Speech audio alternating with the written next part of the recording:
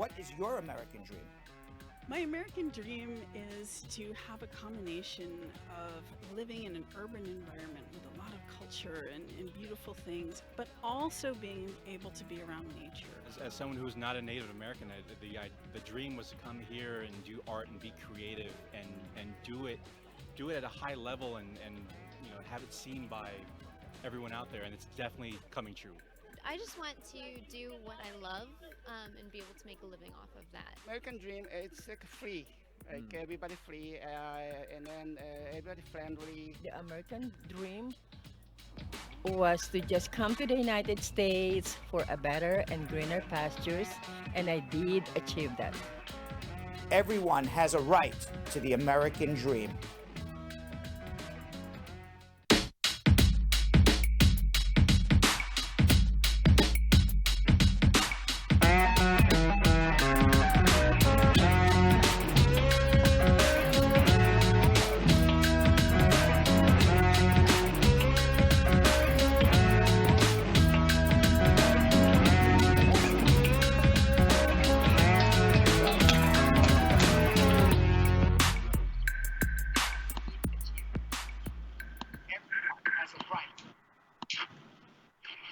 And I hear some rumbling in the background, which means that I must have Yo-Yo and Ness-quick in their respective places, wherever those places might be. I don't know where you guys are. You're in apartment A right now, Yo-Yo? Hey, I'm in apartment A. And by the way, I saw, because it came across my email, you got the largest mic, you got the largest microphone you could find. Letty came to me and she said, did you see this thing that Yo-Yo got the biggest thing in the store? He said to me he will be heard loud and clear. And then Letty says, Letty says to me, and by the way, can you guys hear me? He said. And by the way, Brad, I don't hear a thing Yo-Yo says, but he says, by the way, Brad. Are you serious? By the way, Brad, Letty says, here's the bill. Yes, the bill. Now I hear you. You gotta get your big microphone closer to your mouth. I know that may scare you a little bit, but it is Hump Day, so you gotta do what you gotta do. I can, but you're breaking up. What? I'm breaking up? You're breaking up. Just a little bit. Just a little bit. You're like on another planet from me and Vanessa right now. You got to get that mic. Put that mic right into your shot. Put the microphone right into the shot. Okay, let's work this out. Yes. We're gonna work it out. Oh, now I'm just gonna hold it like I'm on the street. There you go. Hold it. Well, like yeah, that's actually working. Now that works. Perhaps, okay. Perhaps invoice. That's a great price. Yes. Perhaps part of doing this is having the microphone being able to catch your voice. So you got to get it close to your mouth. Yeah. And Vanessa Ness-quick, boss lady, across the river in Jersey. You ever say Jersey? You ever hear anybody who says Jersey? Yeah, I always hear. I'm not going to be the one to say it. Me and my humble set of microphones and headphones, in my humble home in Jersey. Yes. Leave it to extra Yo-Yo, Papi Shampoo over there to get a full microphone. All I know is Letty says you have to see what Yo-Yo got. He sent me the picture, and I'm like... Can you hear me now, squad? Better. Yeah, maybe it's your internet connection, Yo-Yo. Is that a possibility? It might be. It might be my internet. Maybe we have to now spend some money to upgrade your internet connection. That could be the next thing that we have to do. Though, Brian? No one is suggesting these things other than you. Can you tread lightly, sir? Because you're doing it to yourself. Why are you hating? Dang. By the way, I have a question. Did we just do this off the cuff, or did you actually even test this? Did you test this microphone beforehand? Yes, and it worked perfectly. So why is it not working now? It's my service. It's your internet service. Then we got to next step. Next step, Brad? Lenny's going to hand me a bill tomorrow for Yo-Yo's upgraded internet service. Literally, that's what it is. Yes. All right, let's say hello to the squad. Got to say, by the way, it's Hump Day today. I don't know if anybody's excited. Oh, yeah. This is our Favorite first day. Hump Day back in a long time with the whole crew, right? We haven't done a Hump Day in months, right? I did it by myself. It's not fun Hump Day by yourself. I mean, it is fun. Don't get me wrong. But it's not as much fun as with you guys.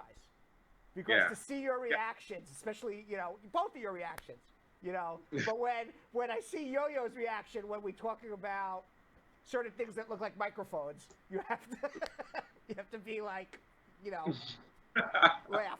I see what you did, Brad. All right, so let's say hello. Let's say hello to this crew here. To the crew.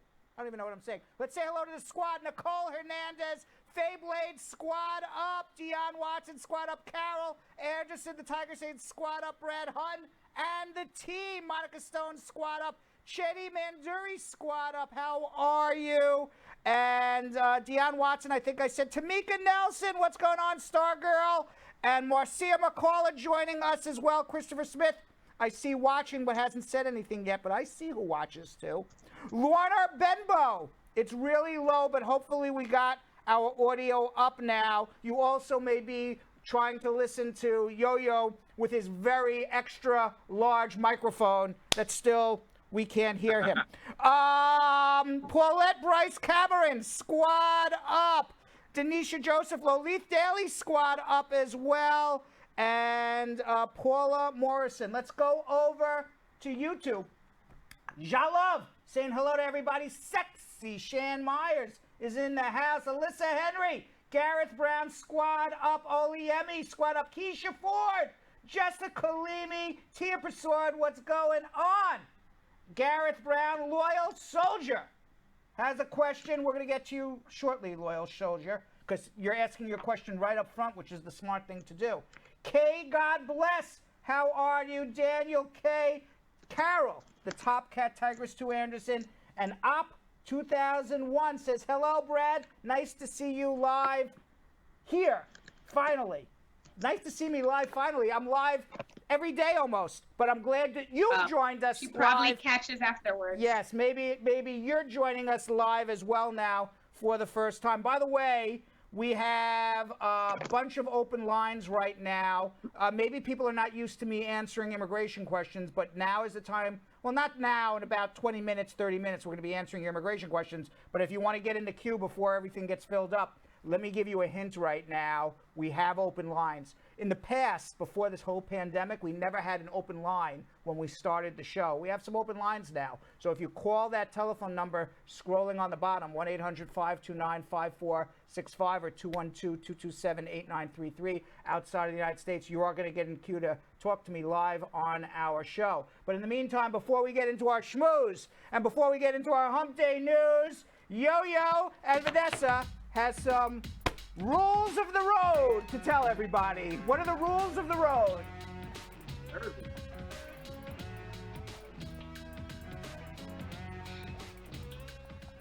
Not at all. No? Now you're good. Now you're good. I think your microphone was muted. Hit it. Oh. Now we guys hear you. Now we hear you.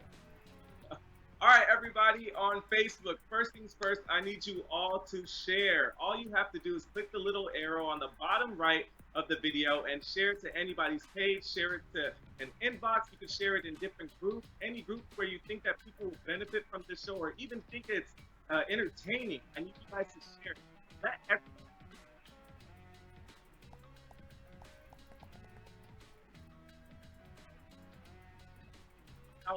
His mic is being muted. The mic is muted? There, now it's not. Go ahead. Okay. Yo-Yo is actually only, all right? By the way, here's a public service announcement. Yo-Yo is only talking to people who can read lips today. That's what he has decided. Okay, so if you could read lips, you could follow along with Yo-Yo. Otherwise, you're going to have to learn to read lips. I don't know what else to say. Yo-Yo, continue for those who know how to read lips. Well, let Ness-quick go then. Okay, fine. Yeah. Ness-quick, you go. Yeah, I can see it from here. I think there was something with muting his mic. So, first things first, y'all. Like Yo-Yo already said, he's going to share on Facebook. share. Never know on your information. So why not be the person that connects? You already know that I will not allow Brad to answer any immigrations if we don't get those thumbs up, right? So we guys connect with us so that the platform realize, hey, there's something very happening here. Let's make sure that we get all of the and so Vanessa, apparently you're a lip reader also. Both Vanessa and Yo-Yo are lip readers. So what I am going to say while they straighten out their sound problems, we want everybody to share. Share this to your friends, to your friend group. We want everybody to subscribe. These are the rules of the road. If you're part of the squad, you got to follow the rules of the road. We do our part, you guys got to do your part too. If you're watching on YouTube and you love this show, subscribe, show your love. If you're watching on Facebook and you love the show, like and follow us. And also, please join our Brad Squad. If you join our Brad Squad, you're going to get extra VIP treatment. I promise you that. Finally, if you want to have a consultation with me, the telephone number is scrolling below. It's also the same telephone number to get on our show. It's 1-800-529-5465. That's 1-800-LAW-LINK, 1-800-529-5465. Also, follow us on Twitter. We forgot Twitter. We were going live on Twitter for a little bit. We're still trying to get ourselves organized. This whole pandemic has us a little nutsy, including everybody else. So we're going live on YouTube and Facebook right now. We're going to be coming back live on Instagram soon at Brad Show Live. By the way, I have the machine here. The machine. Somebody is winning a free consultation with me in about 3 minutes from now.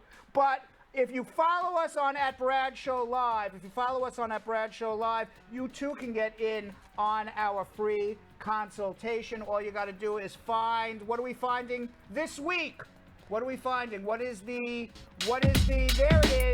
It's leaning Brad. Brad kind of just leaning, doing kind of like a Michael Jackson thing with my arms crossed in the back of a club, it looks like. I'm kind of like doing that lean kind of. Michael Jackson, but he does it much better than me. But leaning Brad in, leaning Brad out. If you find leaning Brad in, leaning Brad out, you like that post, you tag 5 of your friends, and you will get into our machine to win a free consultation. Those who did it last week are in the machine. I am going to start running the machine right now. This machine is from the era of the Flintstones. It's done by hand, but it's still a machine nevertheless. And out of this machine, we're going to pick the winner of a free immigration consultation. I am channeling, even though Ness-quick and Yo-Yo, we cannot hear them. They're still channeling me where to go. Left, right, left, right, left. Yo-Yo says always go right. I'm going right. And the winner, of course, very, very apropos to today, Unruly Queen. The winner is Unruly Queen, very apropos for Hump Day on Wednesday. Unruly Queen 89 is the winner of our free immigration consultation. Don't forget to follow us on Twitter @Bradshaw Live. Don't forget to follow us on Instagram @Bradshaw Live. Don't forget to share. Don't forget to follow. Don't forget to subscribe on YouTube. Of course, we have our lines open. I'm going to be schmoozing for a few minutes. So I see Elizabeth has been holding for more than 30 minutes. Hang in there. I see Sharon's been holding for a little bit. Candace has been holding for a bit, and a bunch of other people. But we still have some open lines. So if you call 1-800-529-5465, you will get into our queue. Later in the show, in honor of Hump Day, Yo-Yo is going to be playing a Bradified Marriage with Holly and Aaron, a couple visiting New York from Wisconsin, pre-pandemic, but we have that done as well. And right now, while I give myself 6 seconds to stretch, we're going to go do some schmoozing with Brad.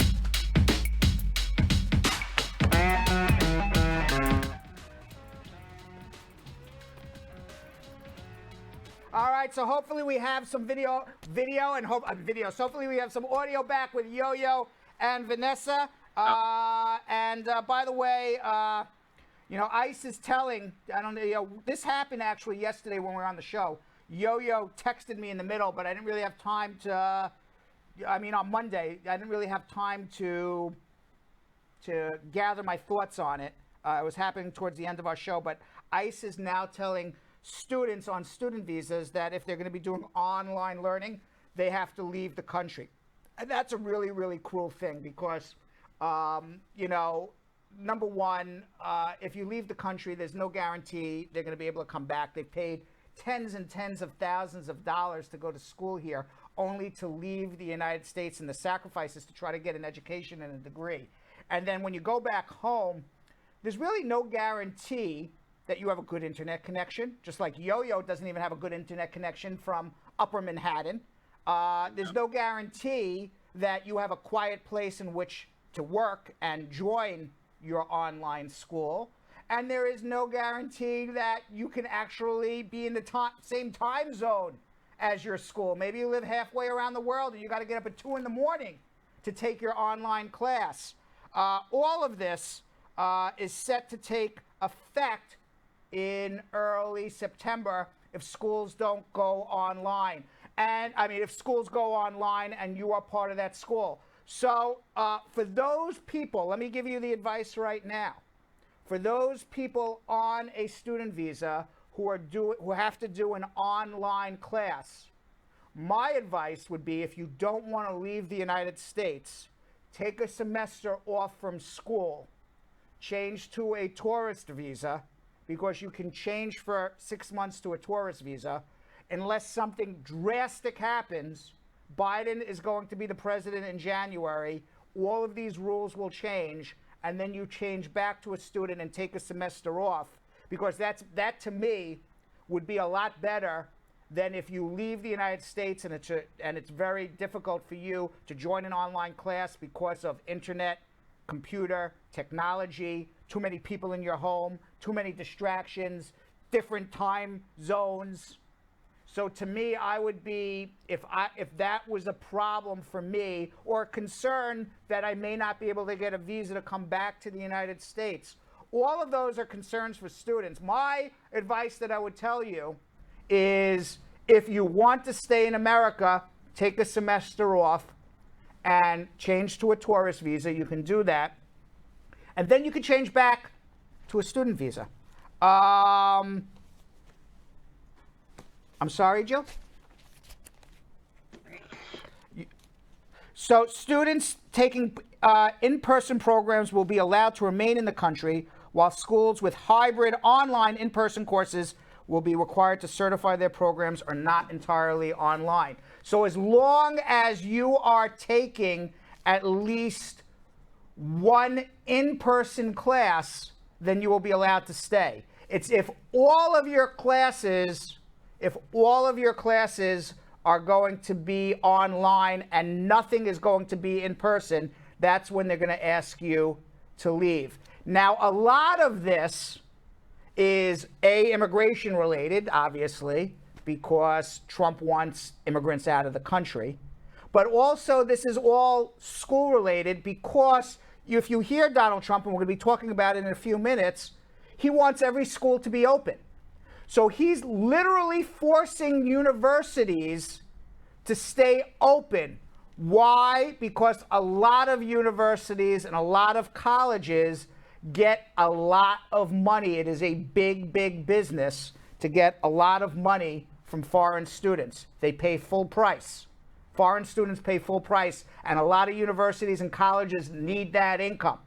So what Trump is saying, besides the fact is, if you're an immigrant, get out of the country, what he's also saying to universities is, unless you have a huge, huge endowment, like Harvard or some of the other universities that are going online, unless you have a huge, huge endowment, they're going to force colleges and universities to rethink the whole online schooling and force universities and colleges to stay open.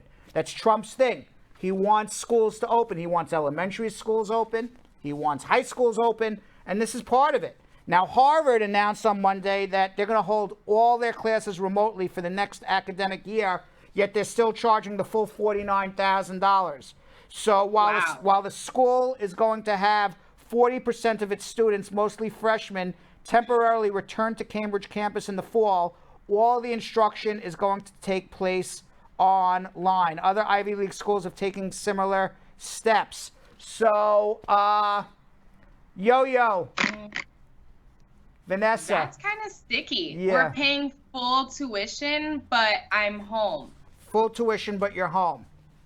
Not fair. Because Harvard is Harvard. I think a lot of kids are going to take a year off. Yeah, absolutely. I feel like Harvard is also an experience, and That's right. Not experiencing it. Correct. Part of I was about to say, part of the university, going to college and going to a university, part of it is the experience of going to school, of living on campus, maybe living away from your parents for the first time ever, being responsible for yourself, being responsible for getting on time to class without mom having to wake you up and having you, get out of here! Get out! I'm sleeping still! Well, you have school. But, now you're on your own. You got to support yourself, maybe get a part-time job, And, I mean, obviously, if you're a foreign student, you can't work. But even for Americans and lawful permanent residents, it's part of the experience of living on your own for the first time. And you're missing out on all of that. So I get from the perspective of Trump saying he wants all the schools open. And also, he also wants elementary schools and high schools open. And the reason he does is because the economy can't flourish if people have to stay home and take care of their children. So from that concept, I understand it, because school, even elementary and high school and junior high school, is not only a place for children to go and get a good meal, not only is it a place for them to learn, but it's also daycare from age 5 to 17, so parents can go to work and make money. And a lot of parents can't go to work and make money if their kids are home. All right? Because who's going to supervise them? Who's going to supervise this online learning? So Trump is doing it from an economic standpoint, and I get that. But I'll give you my opinion, and I'm going to let you wax philosophically on it too, guys. But the problem is this. You can't just say, again, from the concept of we want people to go back to school, I want everyone to go back to school. Okay, I don't want anyone to stay home, and I agree with the concept that online learning is not the best learning. But you have to have a plan. Because if the plan is right now, just go back to school without a plan, and everybody is going to infect each other. You're going to infect elderly teachers. How are you going to keep kids? How are you going to keep kids socially distanced? How are you going to make sure kids wear masks? Each difference in age is different. Colleges, in colleges, you're living in dormitories. How are you going to keep coronavirus out of the dormitories? In high school, kids are socializing. They're on top of each other. They're putting their arms around each other. Elementary kids, they're bouncing off the walls. How are you going to make sure that they wear masks? How are you going to make sure everybody social distances? What is the plan? The plan can't be go back to school, good luck, which is what Donald Trump is saying. I have no problem going back to school with a plan that's going to keep children relatively safe, teachers and professors relatively safe, because what's ultimately going to happen is if you say we got to get kids back to school so we can get the economy rolling, our economy doesn't roll if kids go back to school, bring coronavirus home, gets everybody in the house sick, and then everyone ends up in the hospital, at least the elderly people in the home, or the people who have diabetes, or the people who are overweight. That doesn't help anybody. That just makes people more scared to go out to work, to put their kids to school, to go spend money. I just actually saw a statistic that Sweden stayed open. Sweden stayed open. And when Sweden stayed open while Norway and Denmark, which are similar countries right next to Sweden, they stayed closed. The same economic activity happened in Sweden as did in Norway and Denmark because people in Sweden were scared to go out and shop and go to restaurants. Meanwhile, Sweden has a much higher death rate, has a much higher level of people in the hospital. So it's not enough just to say, go to school, go to work, go do this. You have to have a plan to make sure people feel safe. Because if you don't have a plan to make sure people feel safe, that economic activity is not going to happen that you want, and all you're going to do is add additional misery, death, and hospitalization. Yo-Yo and Vanessa. So I also see, real quick, sorry, just because I wanted to get this out earlier. Yes. I also have to understand, sure, Harvard experience, there's also Harvard professionals that still need to be paid. Correct. As well as the whole economic, the wheel needs to continue spinning. So I absolutely understand that, but I totally agree with you on having a plan. And I've discussed this with some of my girlfriends that work in the education system and are teachers and are elementary school teachers. And they share that the reality of a 7-year-old or an 8-year-old or a 10-year-old really, really respecting, wearing their mask all day and et cetera is a lot to ask, from younger children, elementary children particularly. So that's something that we need to take into play. And now it's something new we need to apply at home for them to go out into the world and understand this is what we have to do. And you're 100% right. And there's a lot of parents who don't even believe in wearing masks. And what happens about the high school kids who say, I don't care if I get sick, because high school kids, they're all selfish narcissists. Okay, high school kids, every last kid between 14 and 18, trust me, I've seen enough of them. Okay, they all care about themselves and nothing else. It's all about them. But that's the age. And you have your own. And that's the age, and that's what's expected. And they say, I've seen very few who say, I'm scared to get coronavirus. I don't care if I wear a mask. I don't care if I social distance. I'm going to go hug my girlfriend when I see her. I'm going to go give a high five to my friend when I see him. I'm going to play sports with them. I'm going to hang out with them. I'm going to go dance with them at home. Whatever you guys do, they ain't changing I'm going to do TikToks with 5 of my friends. Okay, we're all going to TikTok right on top of each other. Okay, not 6 feet apart. Not 6 feet apart. I've yet to see a 6 feet apart TikTok yet. Okay, so nobody in that age group is going to social distance. And what's going to happen is, if you say, okay, I mean, some of them will get sick, but for the most part, they'll all just get a little cold, or maybe won't even know they're sick. They're going to bring sickness home to people who are in the house who do have problems and will have problems. And my answer is, I am not an expert in health, and I am not an expert in education. I don't have that knowledge. But if I was the president of the United States, rather than be sitting in my office doing immigration consultations all day and doing Bradshaw Live for 2 hours, I would find the best and brightest people to come together, to put a plan together to do this the right way, if that's the way you want it. But from Trump, all we hear is, go to school, no plan. That's my problem.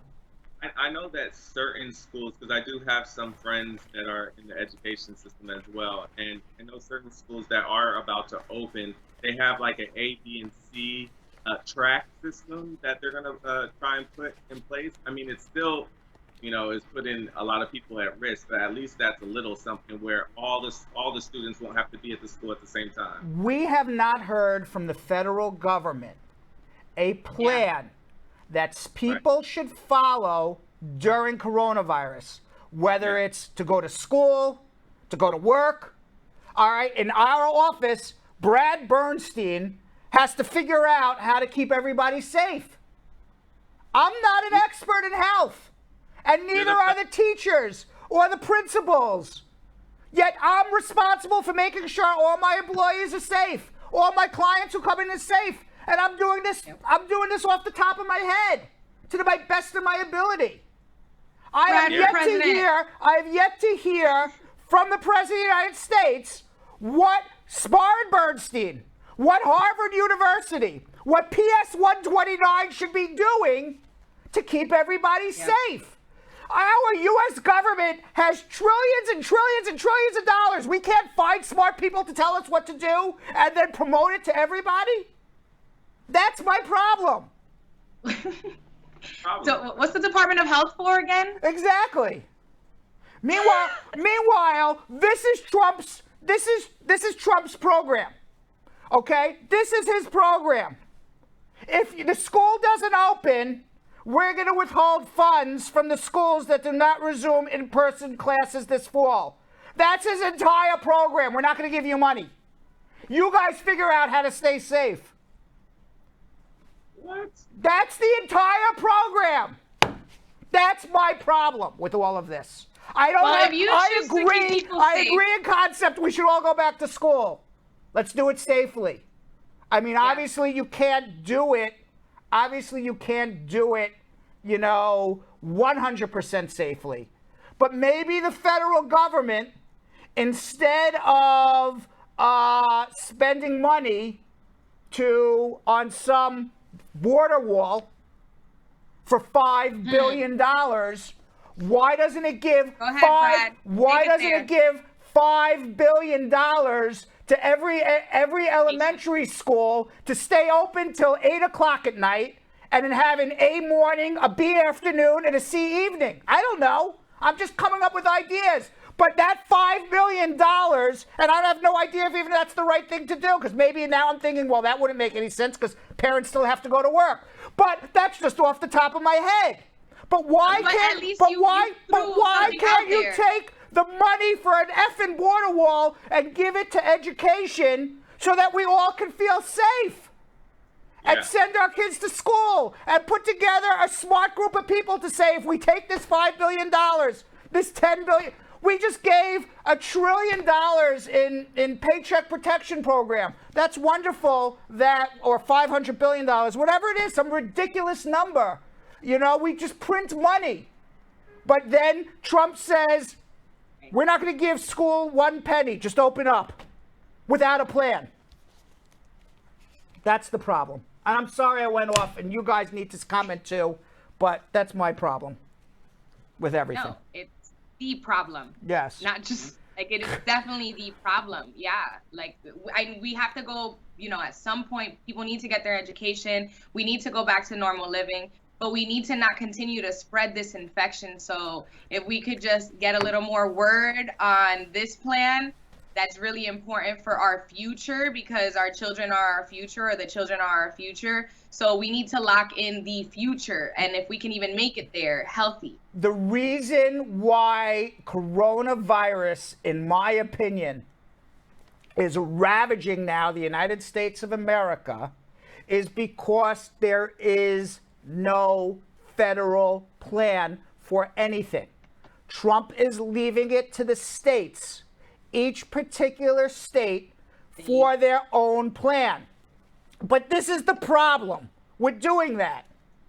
The virus doesn't understand where the New York State border ends with New Jersey, and where the New Jersey border ends with Pennsylvania, and where the Pennsylvania border ends with Ohio, and et cetera, et cetera. It doesn't know a border. So unless you have a federal response to this, leaving it up state by state is why we have these problems. Yeah. I agree. Yeah. And that also takes a weight off of, Trump's plate.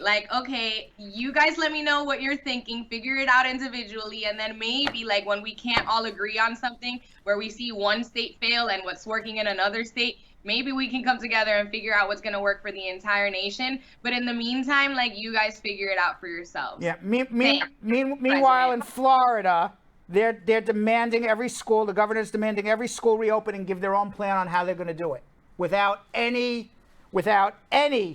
advice from the federal government or the governor. All right. The Florida says districts that choose to offer teaching methods such as remote learning will be required to submit a reopening plan to the Florida Department of Education that satisfies the order's requirement to reopen. Everybody's left to their own devices to make everything up off the top of their head. That's the problem. No leadership. Meanwhile, Governor Cuomo says no decision on opening schools in New York is forthcoming yet. We don't know what's going to happen in New York. You guys as New Yorkers, how do you feel Cuomo's been handling this entire situation? I think he's handled it as an adult, which is better than the child or the man-child pumpkin in the White House, whatever we call him. He is concerned. He realizes what he realizes that other people didn't is this. All right, we want to save lives, okay? But if we're going to reopen and people do not feel comfortable going out and spending money because they're concerned they're going to get sick, they're concerned perhaps they may lose their job because coronavirus is going to ravage through their companies, they don't want to show up to work, then what good is reopening? You're not helping the economy and all you're doing is killing more people. So either way, the economy is going to go down. Whether you quarantine everybody or you say, go for it, and you open it up, but nobody's going to go out anyway because everyone's terrified. Either way, the economy is tanking. The difference to me, and I'm no economist, is if you get coronavirus under control and you quarantine, you say, okay, our economy is going to go down. When you reopen, people feel confident to go out. What we're seeing now in America is a lack of confidence that you're going to go out into this world and not get sick. And it still hinders the economy. Meanwhile, Mayor de Blasio announced that public schools are not going to fully reopen in September. Cuomo, but Cuomo really has the final say on everything. So we'll see what happens there.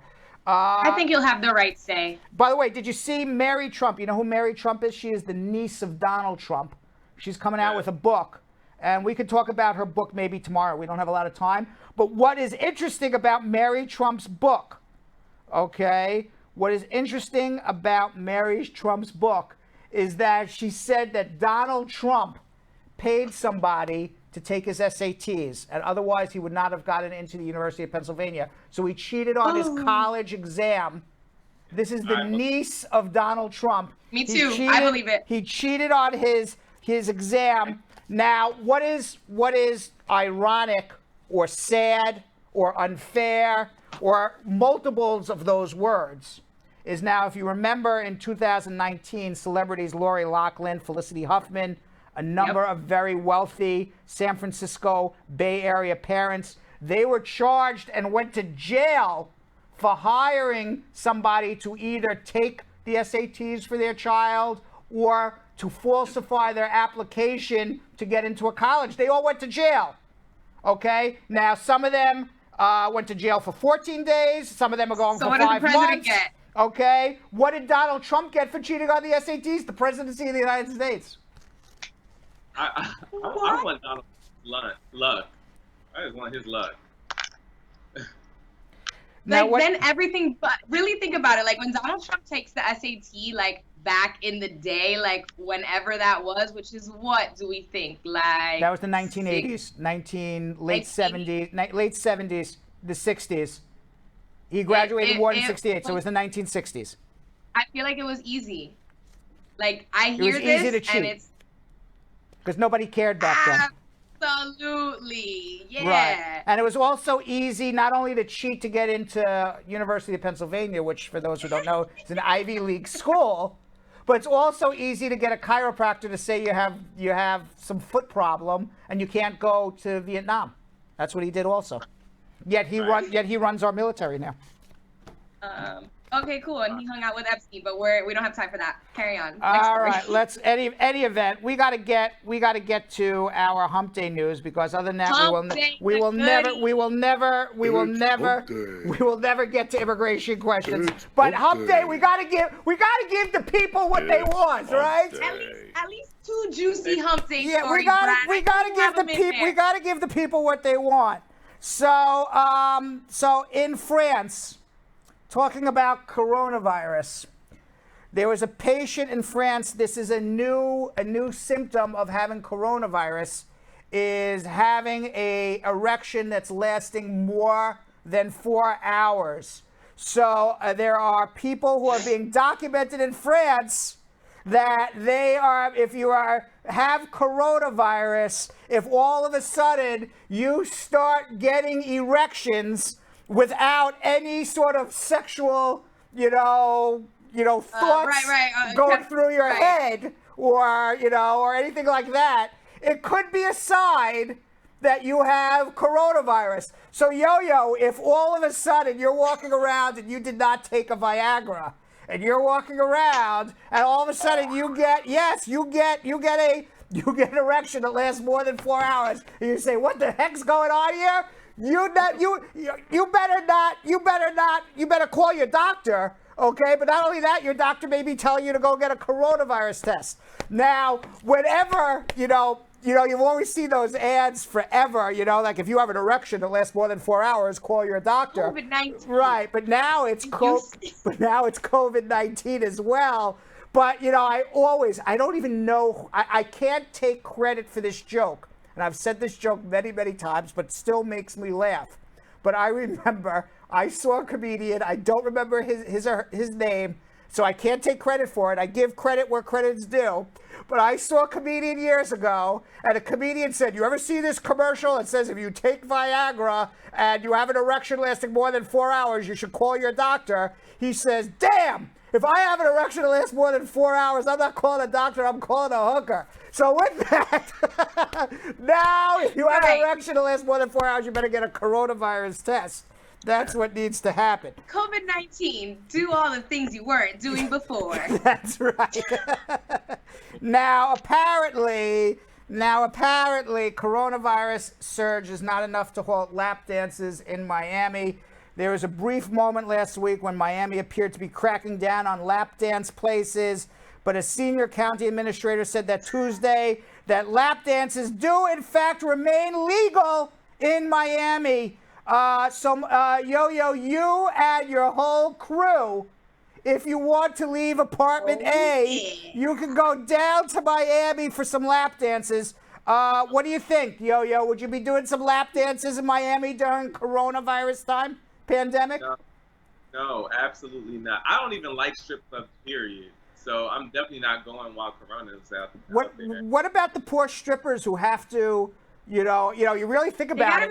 They gotta make men's eat. They gotta make men's meat, and they're actually risking their lives. I mean, if talking about being a super spreader, I can't think of somebody who would be a bigger super spreader than a stripper. All these strippers have been going to OnlyFans and have been making 10 times more, maybe 100 times more than what they've been making as a stripper. I don't think Brad knows what OnlyFans is, Yo-Yo. Okay, OnlyFans is a website where you can go on and do your cam stuff. I'm sure Brad knows a little something about it. But listen, there are people that are making... Talk about it after the show, Yo-Yo. Yes. This is Yo-Yo. This is Bradshaw After Dark stuff now. Going to OnlyFans. It's Wednesday. Right. And by the way, you can also check out Yo-Yo's OnlyFans page. OnlyFans #Dr. Love. Just go to OnlyFans and search for Dr. Love, and there you will find Yo-Yo. Right? Yes. That is not true. That is fake news. Yo-Yo is not on OnlyFans. Can you imagine all of a sudden people start going and like, Yo-Yo, I see you on OnlyFans? Oh, people would go crazy. Yo-Yo, you would become very popular on OnlyFans. What do you think, Vanessa? I can see it. Yo-Yo's already giving us exclusives on Facebook stories. If y'all watch Yo-Yo stories. That's right. I mean, I caught one day, and that was not on OnlyFans. I was like, okay, Dr. Love, Yo-Yo, okay. And I think Yo-Yo is trying to give us a hint about OnlyFans when he bought that big microphone today. What do you think? Do you think that's like a hint? He's trying to hint. By the way, I have this big microphone, and you can check me out on OnlyFans. Right, he's setting up his set. How does it work? It's OnlyFans #OnlyFans /Dr. Love. Would that be it? Right. Yo Elias TV. Yo Elias. Yo Elias TV. Meanwhile, talking about big microphones, Yo. All right, we talking about big microphones. There are soaring temperatures that are giving men's summer penises, apparently. Doctors are confirming the heat wave is having a positive effect on male genitalia. Have you noticed this at all? The United Kingdom has just had a heat wave. It has been hitting 34 Celsius on average, which is the hottest June ever in the UK. And the Daily Mail is reporting that the UK heat wave has caused men to recently ask if their genitals are growing as a result of the heat wave. It turns out that some men are claiming that these soaring summer temperatures are giving them, quote, summer penises, causing their penises to appear larger than what they really are. Doctors confirmed to the Daily Mail that summer penises do exist, with one saying sweating and drinking more water makes male sexual organs appear bloated. No wonder my jeans have not been fitting as well. I was wondering why. I didn't realize why, but now this heat got you guys swole? This heat got you guys swole. This heat got me a little bloated in the pants, I guess. I don't know. Maybe that's why my jeans have not been fitting me. Yo, have you noticed any of this? Heat, Brad. Have you noticed any of this? Not Midtown Manhattan heat. Drop it. Is there any truth to this? I don't know. Yo can't even talk right now. He's muted. He can't even talk into that big microphone. I noticed the same. You feel it's the same. Oh, about the same. You feel it's the same. Gentlemen. Vanessa, have you heard from any of your friends any difference? Have they noticed the summer heat wave penis? Have they noticed anything? Any of your friends have said anything? Have they said to you in passing? This is the first time my boyfriend steps out in like 2 days. So I'll have to ask him how he's feeling. All right, so you can ask him about it, and you can come back and report on it next Wednesday if he doesn't mind us talking about it, all right? Yeah, we're still quarantining here, so we go out in dosages, you know? So I'll ask him. I'll get back to you boys. All right, and finally, our final one, also revolving around Yo-Yo's extra large microphone that he bought. In California, sex addict is now suing the video streaming platform Twitch. You know about Twitch, right? I don't know what that is. You don't know what Twitch is? That's where people game. You watch other people play video games. So he is suing Twitch for $25 million after claiming that the site's overabundance of scantily clad gamers have caused him to injure his penis. You can watch people play video games, and some of the people who are playing video games are beautiful women who are wearing very little clothes. I guess this is kind of like OnlyFans. And apparently he's saying that this niche has caused him to hurt his penis. In the legal document filed at a Santa Clara County Court on June 15th, San Francisco's Eric Estevillo. Isn't that the same name as Ponch from Chips, or that's somebody else? That's Eric Estrada. That's somebody different. This is Eric Estevillo. He claimed that the Amazon subsidiary had subjected him to overly suggestive and sexual content from various female streamers, causing him to use his fleshlight to masturbate while watching the streamers, which resulted in him chafing and hurting his penis to an extremely painful level. He's suing for $25 million. Is that a case? Because Twitch is turning this guy on to use a fleshlight, if you know what that is. How is that a case? That's really a case? That is a case that was filed in court, and that is a case that will probably be thrown out within the next 60 to 90 days. That's the most Well, we need to let our thing. Miami strippers know, Yes. our Miami stripper friends know, that OnlyFans is a little saturated and Twitch is where it's at because gamers need love too. Correct. The end. There it is, Vanessa. And you have any comments about all of these penis stories before we go into our immigration questions? I'm not talking about penis, this big thing by my mouth.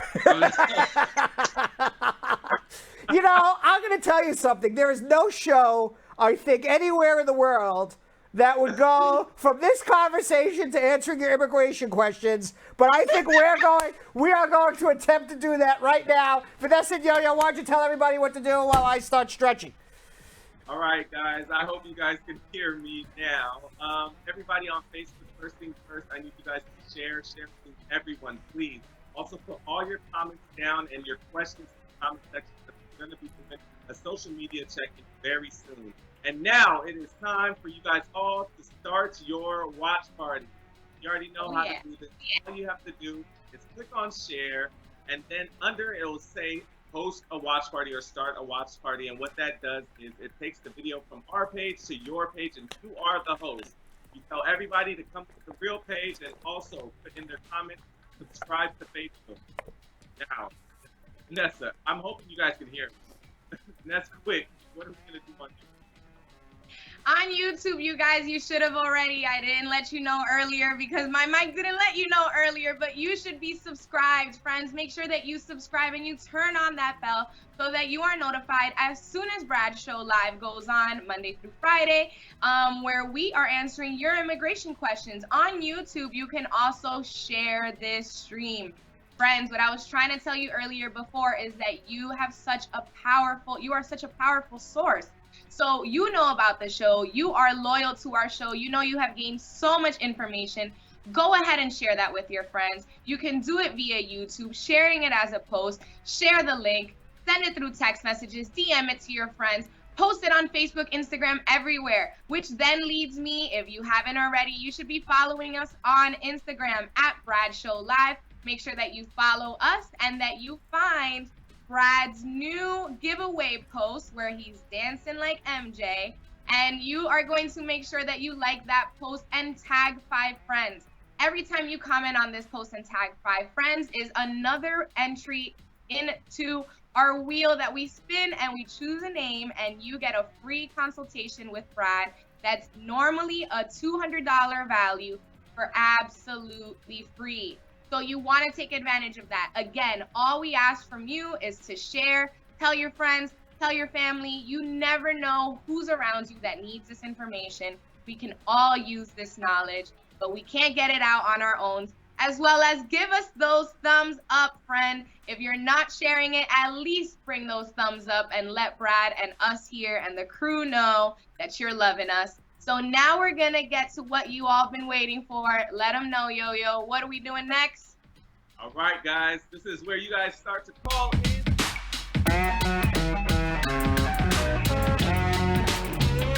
All right, getting answers to your immigration questions. We go from Hump Day to giving the best advice that I can give. Elizabeth from Boston has been waiting 1 hour. She survived Hump Day. Elizabeth, thank you for waiting. What's going on? Hi, Brad. Hi, I how have are you? this question. Yes. Good. How are you, Brad? Good. My I-130 is approved November, so I have a master hearing was March 18 because of Corona, so they canceled. Now they give me for 2 years, 2020. Wow. Okay. And then for 2 years. So for 2020 or 2022? 2022. Okay. So you're right. Yeah. So you have an I-130 approved. Yes. And you're married to a U.S. citizen. Yes, and then I have master hearing. And you want to be able to adjust your status, and all of a sudden now they canceled your master hearing for March 2020 and did it for 2022. Well, your attorney needs to make a motion to recount. That's why my master hearing is for 2022 because my motion 3 is approved, is granted. My asylum case. Great. So wait. So your asylum case was approved, or your asylum case? Yeah, motion. Yes, motion 3 is granted because asylum case. Yeah. All right. I'm a little confused. You have an asylum case. And I'm not sure what motion you're talking about, but this hearing in 2022 is for an individual hearing for your asylum, or is it a master calendar? What is Master. Okay. Master. So nothing has been. If your asylum was approved, you don't have any more master calendar hearings. You're approved. You had an individual hearing for your asylum. You're approved. You're done. So your asylum has not been approved. What you have, you're in removal, and apparently you have an application pending for asylum, and also you're married to a U.S. citizen, and you have an I-130 approved. Now, my question to you is, how did you come to America? I came visitor visa. Okay, where are you from? Ethiopia. You're from Ethiopia. Okay, so what needs to happen, all right, is the quickest way for you to get your green card would be through your marriage, because you already have the I-130 approved. You don't have to do anything else. You just got to get before a judge and file an adjustment versus prove a whole asylum claim. So what your lawyer needs to do is file a motion to recalendar your case. Show the judge you have an approved I-130 and you are requesting to recalendar, terminate your proceedings to allow you to file an adjustment. Put it all in that motion to recalendar and let the judge make a decision. Hopefully that judge will move your case up, because the reason your judge will do that is because judges get evaluated based on completing immigration cases. Okay? So yours is a case that can be easily completed by the judge. So hopefully, if your lawyer makes that motion to recalendar, they will make it for a much quicker date. If you're having a problem with your lawyer, you are free to change lawyers. You don't have to hire me. But if you have to call my show for me to tell you what to tell your lawyer because your lawyer's telling you nothing, then, that gives you some thought. Okay, hold on 1 second, okay? One more question. Yes. One more. What about, can I apply for work authorization until 2 years? I cannot work? Well, if you've already applied for asylum, you should be able to get a work permit through asylum. But 2 years, I cannot sit without work, It's 2 years, 2022. But you you said you filed for asylum. So you should be able to have a work permit through asylum because you filed for asylum, then you got put in removal. Your asylum's been for years probably already, so you should be eligible to file for your work. Brad, before I have deportation order. After that, my motion 3 is open. Okay. My motion 3 open. Got it. All right. Yeah. So you filed for asylum, you got denied, you got ordered deported, nobody physically deported you. You got the I-130 approved, you made your motion to reopen, and now it's 2022. You got to wait to see the judge to file an adjustment to get your work permit, which is another reason why you want to recalendar a lot earlier. So I cannot now apply to work authorization? No, not until you see a judge and you be eligible to file an adjustment. Again, you got to recalendar your case. Okay, hold on 1 second. 222. You're not listening to the words that come out of my mouth. So it's like goes in one ear, right out the other. You have to make a motion to recalendar your case. Recalendar. RECALANDAR. Recalendar. You make a motion, say, Judge, let me have a quicker date. That's what recalendar means. Okay? Your lawyer should be able to do that. Hold on. Let's go to Sharon. Sharon in Brooklyn. Hi. Hi, Sharon. Good evening. Good evening. Hi. I have 2 short questions for you. I am having 2 years and 9 months next year, May, so I can apply for my citizenship. My question is... What is 2 years? 1 second. 2 years and 9 months of having a green card, or 2 years and 9 months of marriage? No, having a green card. And you have a 10-year card? Yes. Okay. My question is, can I apply for the citizenship before that date? No. You cannot even apply at 2 years and 9 months. You'll be turned down. It's 2 years, 9 months, 3 days. That's when I can apply. 2 years, 9 months, and 3 days. Right. And the reason is what the law really says is 90 days before your 3-year anniversary. But if you think about it, there's many months that have 31 days. Right. So you got to take those 31 days into account. So that's why I tell everybody 2 years, 9 months, 3 days. And you got to be able, and you got to show you're in a bona fide marriage with your spouse. But that is the time when you apply.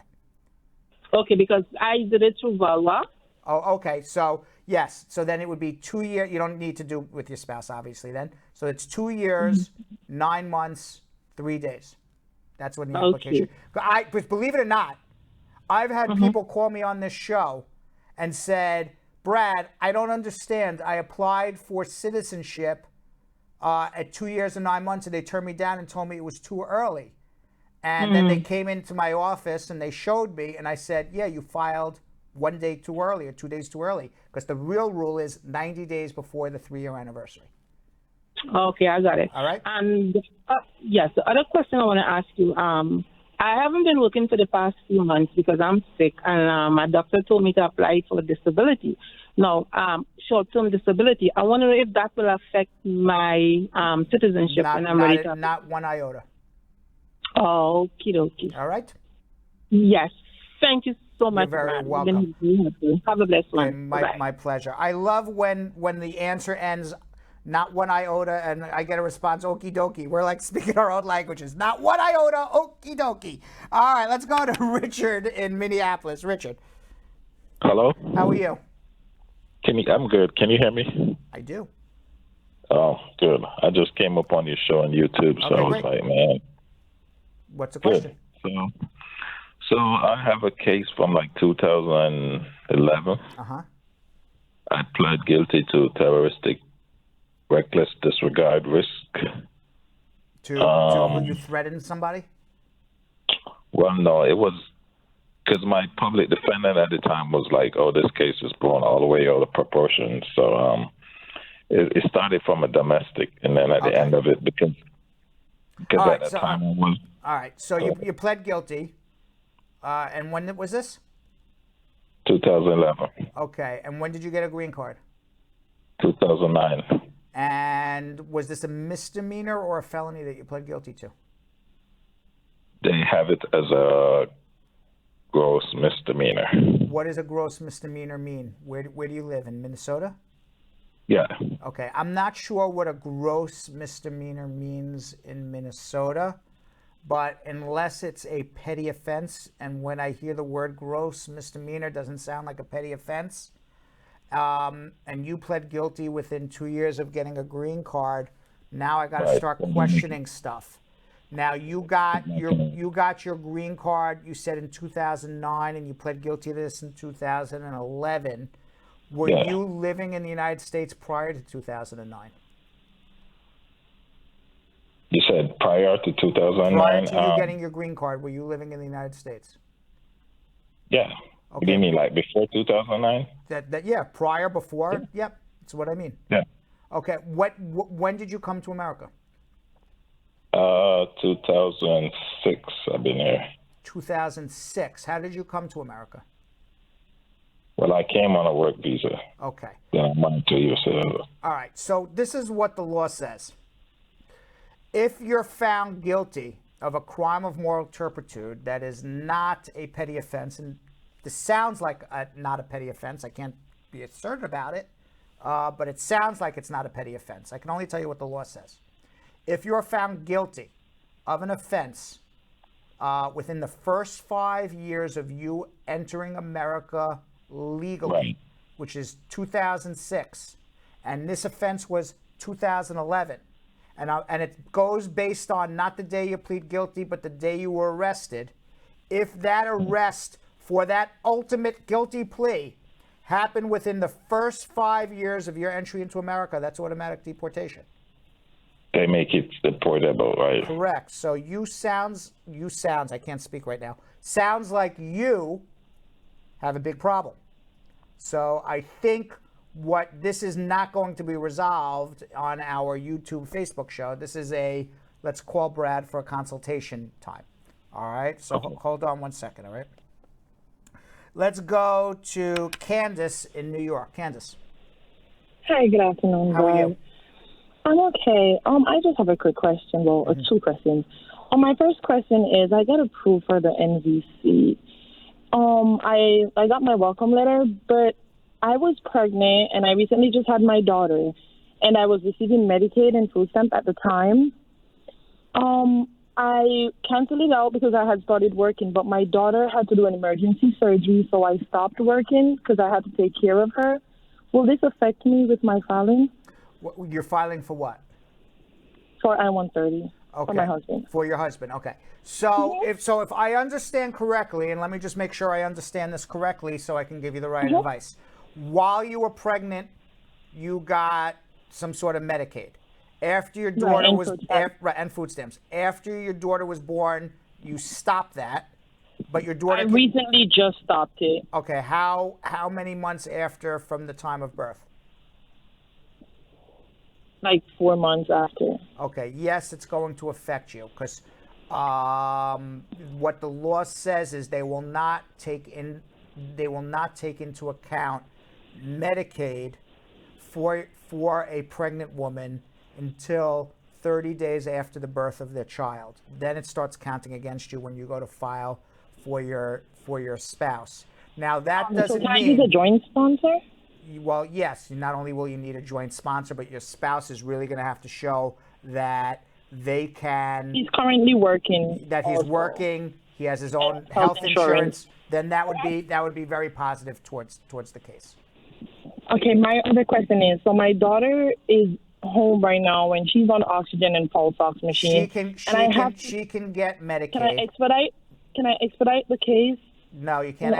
You can't expedite the case. But she can continue for Medicaid. Her Medicaid will not affect the case. So let her continue. She can continue with her. Yes. She's under the food stamp. So should I stop her food stamp also? No. First of all, she needs it. She's sick.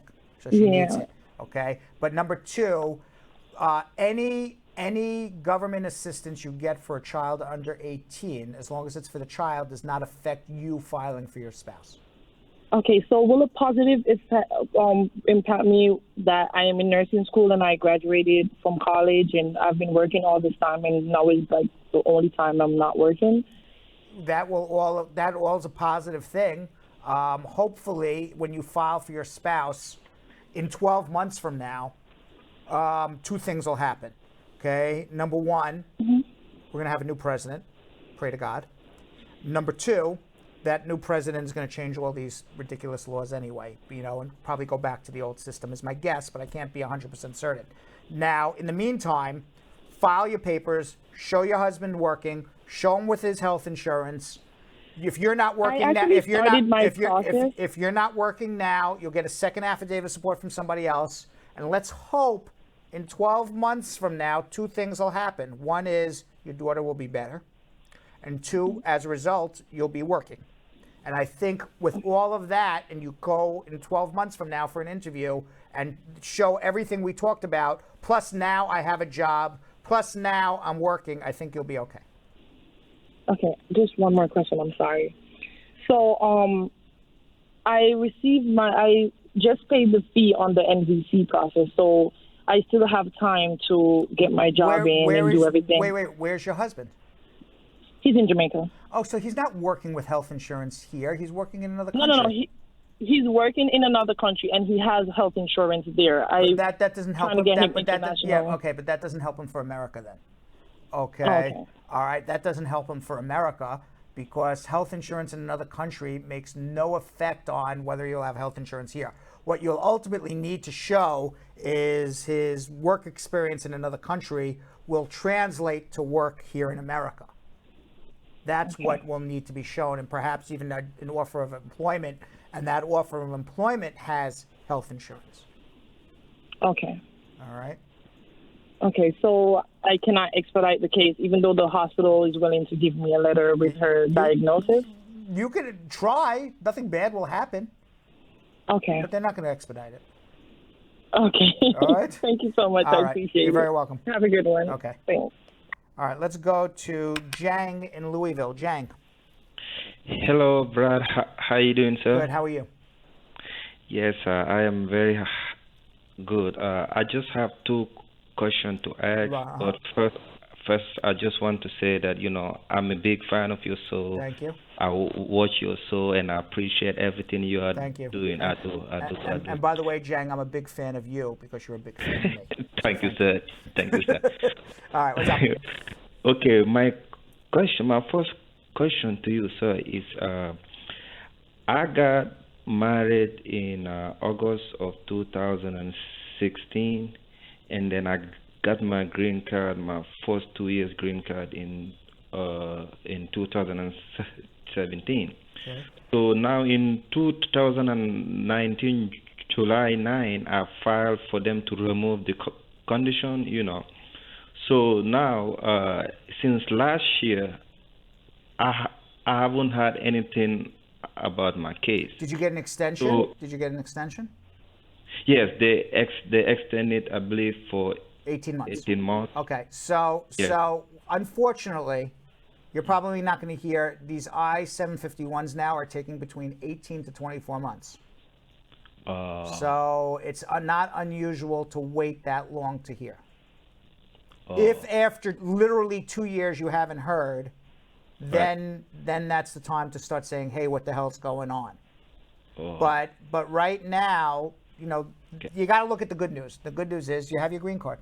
Okay, you can travel, you can work, and everything else. Okay, and by the way, I don't know this for a fact. This is my opinion. They do this on purpose, and the reason they do this on purpose is they're hoping your marriage breaks up in the process. All right. So if your marriage breaks up in the process, it's less likely for you to pass the I-751. Not to say you can't get a divorce and prove it was a bona fide marriage, but it's much easier when you're together with your spouse. You guys are a team and you go in together. Right. So I think they do it on purpose, but I don't know this for a fact. Okay, and then I had my fingerprint done on February of this year. So so my next question to you is, if August comes here, by August, am I eligible to apply for citizenship, or do I have to wait until I get my? Under the law, if you have a green card, even as a conditional green card holder for 2 years, 9 months, and 3 days, and you're in a bona fide marriage with your spouse and can prove you live together and have a financial relationship, you are eligible to file your naturalization. And some people do that. And then what happens is they go on the naturalization interview, and now you end up with 2 cases pending, one for naturalization and one for an I-751. So you can do both, but to me it just, muddies the waters more, but people are doing it. And then sometimes I say to people, you know what, your I-751's pending more than 2 years, you don't want to do a mandamus, go file your citizenship. Why not?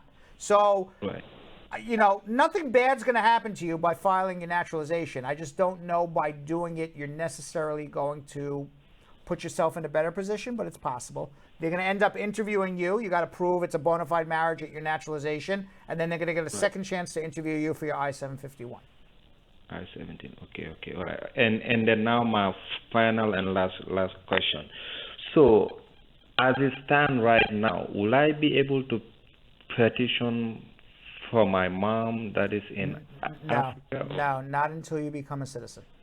Not until I become. Right. You can file for your children who are unmarried, but you cannot file for a mom. Okay. Well, Mr. Brad, thank you so much. All God right. bless you. I'm very, very, very happy to have the opportunity to really. Thank you. God bless you, and hang in there, okay? All right. All right. Thank you. All right, let's go to DeWitt in Houston. DeWitt. Yes, sir. How are you? I'm good. How are you, Brad? Good. What's going on?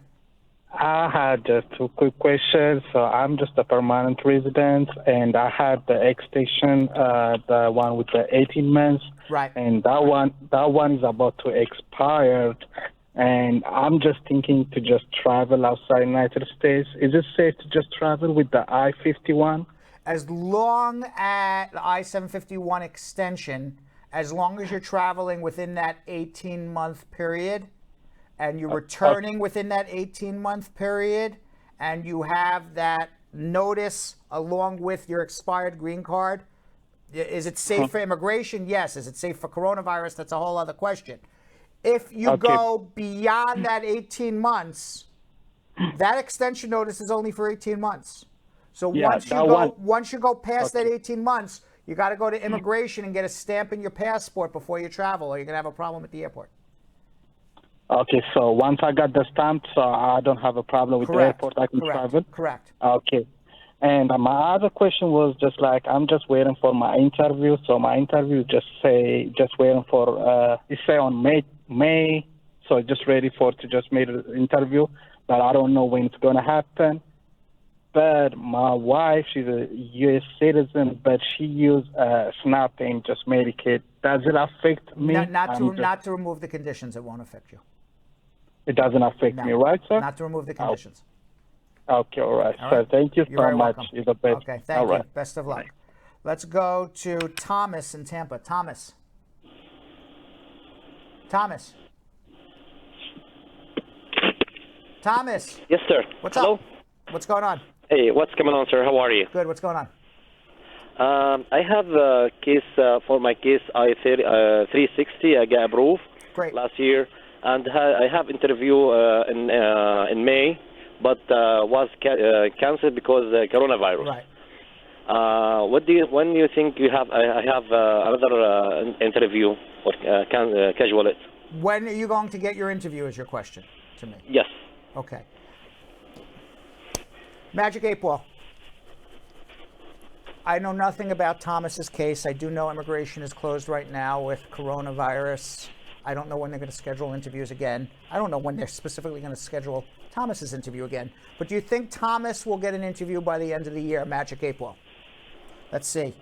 It says concentrate and ask again. It's a very hard question for the Magic 8 Ball. Magic 8 Ball, will Thomas get his interview before the end of the year? And the answer is very doubtful. And the reason it's very doubtful is because we have coronavirus, immigration's closed, everything is way backed up. Trump is threatening to fire 70% of the immigration service, so I would not count on it anytime soon, unfortunately. Thank you so much. All right, Appreciate it. Hang in there. All right, let's go to Con. Con in Monroe, New Jersey. Con. Hey, Brad. How are you? Good. I have two questions. Yes. My first question is, I am living in America from last 35 years, paying tax almost 27, 28 years. Right. But I got my citizenship last year. My question is, I'm trying to sponsor my brother in Pakistan. The reason is I work all my life, but from last 2 years I'm sick and I'm on Medicaid. So I can apply for my brother or what not? You have not applied for your brother yet? No, not yet. Okay. When you apply for your brother, if you put in the application right now, it's about a 12-year process. Yes. Okay? In 12 years from now, in the year 2030, whatever, whether it's 2031, 2032, 2033, provided we're all here, God willing, I will not know what the immigration laws are as it relates to Medicaid. So we have to worry about what the law is as it relates to Medicaid in the year 2031 or 2032. So my advice is file an I-130 and worry about it in 12 years from now. Okay, that's my question. Is they don't ask you right now, right? No. They ask They're going to ask you in 2032. Worry about it then. So then maybe I apply. And my second question is that my son, he got married 3 years ago. Right. Right. And he applied for his green card after his 1 year after his marriage. Now, last year, December, he applied for his apply 751 to remove the condition. But they sent us a letter for 18 months. Right. So my question is that they count the date 2 year, 9 months, or 1 day, whatever you told me, from the date of marriage or when he get the green card? From when he got his conditional green card. Oh, they count from that date, right? Correct. Oh, yeah. That's for citizenship. That's for citizenship, yes. No, citizenship, I understand. But I'm saying for the citizenship, so they count it for from when he get the card. Okay. Because he got the 18 months. Con, what are you asking me? If you're asking me for 2 years, 9 months, and 3 days, that is the only time that term, 2 years, 9 months, and 3 days, ever comes into our conversation on Bradshaw Live. It's talking about filing your citizenship. So if that is your question, it's counted from the time you get the 2-year conditional green card. 2 years, 9 months, 3 days later. If you're asking when does he get his permanent green card, only the Magic 8 Ball knows the answer to that, but it's going to be at least 18 to 24 months from the time that he filed. If you're asking when does he file to remove the conditions, it's 90 days before the 2-year anniversary. I've just given you all the rules. All right, Con? I don't know which one you're asking about. Okay. All right. Be well. Thanks for calling, though. Okay. All right. Thanks. Bye. You're welcome. All right. Let's go to Ibrahim in Brooklyn. Ibrahim. Hi. Hello. How are you? I'm good. How are you? Good. So glad to see you on the air. Okay. I have three different immigration questions. 3 different questions in 7 parts. Let's go. Let's get them. Okay. Thank you. I already sent the immigration my RFE, last one, so they received on the May 8th, and my work permit is already expired on the May 25th. So do I need to send them again to apply to renew the work permit, or just I need to wait to make a decision for my RFE? When they make the decision RFE, they're gonna send a work permit C31 with the category. Well, you have a pending work permit now based on adjustment, right? Yeah, okay. My work permit also already expired. Okay, and that's based on the adjustment, correct? Yes. Okay. Yeah. There's no law that says you have to renew your work permit. It doesn't cost you 1 penny to renew your work permit, so it's not a matter of money. But if you are asking me, are you legally working without a work permit? You're not legally working without a work permit, so I would suggest you file to renew it. No, I mean my my brother, the same case. When he sent the RFE, the last documentation, so he received after 3 weeks the work permit with the C31 category. All right. After So 4 months. So Yeah. Ibrahim. After 4 Ibrahim. Yeah. Okay. If you filed an adjustment with the I-360, I doubt that you filed 2 different work permit applications. You filed 1 work permit application, and that was based on adjustment, and you put C9. If you made a second one based on C31, if and when your I-360 is approved, they will send you a work permit based on that as well. And maybe you'll have 2 work permits. But I don't know when your I-360 will be approved. Maybe it will be like your brother in 3 weeks. But maybe it'll be like somebody else where it's 3 years later. I don't have the slightest idea. And if you're asking me, will you get a work permit when your I-360 is approved? I don't know unless you have a I-765 based on C31 sitting there with it. And I don't know when your I-360 would be approved. It's not a given that your case will be exactly like your brother's. And it's not a given that your I-360 will be approved in 3-4 weeks. Meanwhile, you're eligible to renew your work permit based on the adjustment. C09. So, C09. Based C09. So it took you more time in your life to wait on hold to ask me this question than had you just printed out the form, filled it out, and mailed it in. You would have spent less time of your life doing it, and it doesn't cost you a penny, so just go do it. Okay. Second question. So I have a advance parole with the valid. So can I travel like the waiting my RFE decision? Yes. So if they're gonna approve the case, so do I have to come back to the country, right? You have to come back. You can't stay out for more than a couple of weeks, regardless. If I couldn't come back, the one they call me, so because of the pandemic, so can we reschedule the interview? No, you'll be denied and you'll be back in your home country. So your risk of traveling is getting stuck because of coronavirus, not because you have an advance parole. Okay, I got it. For last question, so I'm not living with my wife anymore. So can I do the divorce right now? You are filing an abuse case. You can do a divorce. So, but I didn't get any decision about my I-1. That's okay. I-3. You can get divorced You just can't get remarried till the I-360 is approved.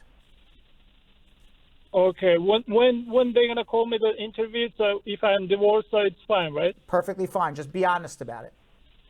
Oh yeah. Okay. But don't. Thank you so much. Don't get remarried. Oh, don't be getting Until okay. until the I-360 is approved.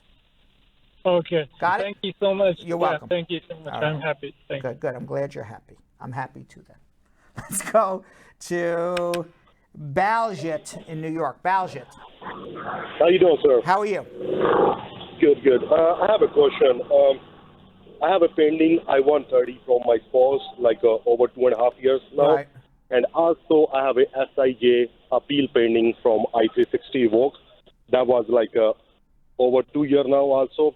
And I filed a VAWA 19 months ago.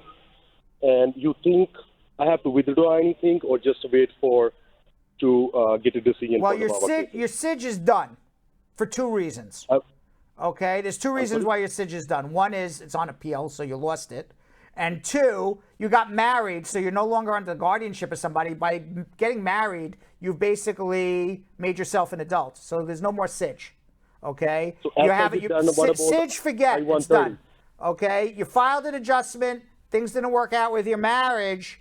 Then you filed a VAWA. You have a pending adjustment. You got to wait on the VAWA case now. So I don't have to withdraw I-130 or I-290B because you don't. Your SIJ case is finished because when you got married, you became an adult. SIJ is for minors. You can't be a married minor and say, I need a parent to take care of me, yet I got married. Okay? So what SIJ is about done. 130? The I-130 is also done. You and your wife are no longer together. You filed a VAWA case. That's what you're waiting on. So USCIS can make a decision for I-485 and I-360 even I have those petition pending or they don't send me any decision or anything. You will get what will happen if it was done properly, and this is how I understand what you did. You did a SIJ, it got denied, you appealed. Then you got married. And then after you I got to revoke I-360 from the SIJ. Okay, great. And then you got married. And then you filed an adjustment through your marriage, and the marriage broke down because of violence. That was just I-130, not I-485. Oh, then forget the I-130 altogether. You're going to forget the SIJ. You're going to forget the I-130. Screw it all. Forget it. Wipe it out of your brain. The only thing you got to worry about is you filed an adjustment based on a VAWA. They will approve your I-360 first, and then they'll schedule you for an adjustment. That's the answer. Okay, one more question for my friend. Yes.